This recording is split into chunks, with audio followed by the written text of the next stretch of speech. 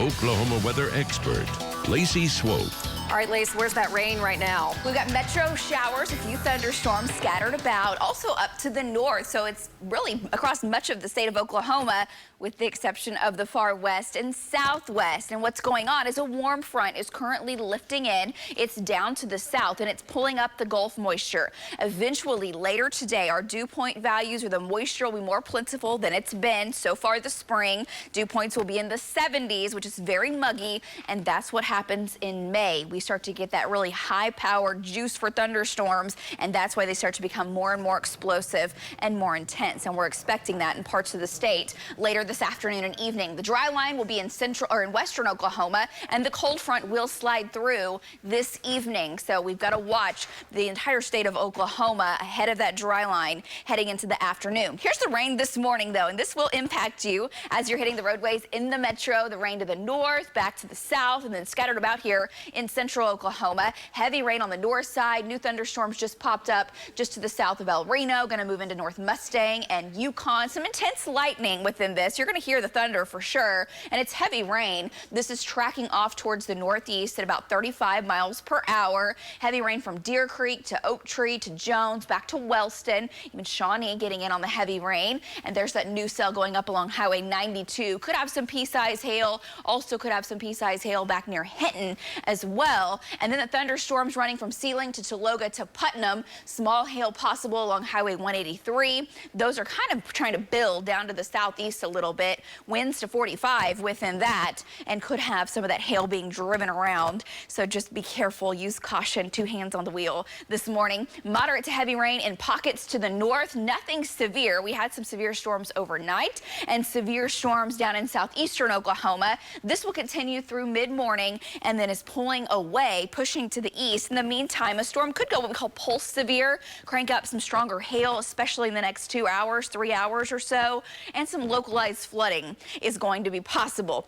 Roads are wet across the metro, and Hannah will have an update on your traffic coming up. It's 62 degrees, northeast winds 5 to 10, temperatures 50s, 60s, and really across much of the state, we've got a south to southeast wind. That's what we're going to see throughout the day. Localized at the airport, winds are just a little bit variable. This afternoon, 80s, and then the dry line moves in. Behind that, 90s today. Where the dry line meets the cold front and the warm front, we're going to get excessive lift today, and I think that's where thunderstorms will begin around 2, 3 o'clock this afternoon. You combine that with the powerful upper level storm coming out of the Rockies.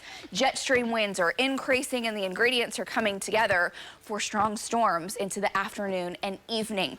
And so it's a moderate threat for severe weather today with really all modes possible.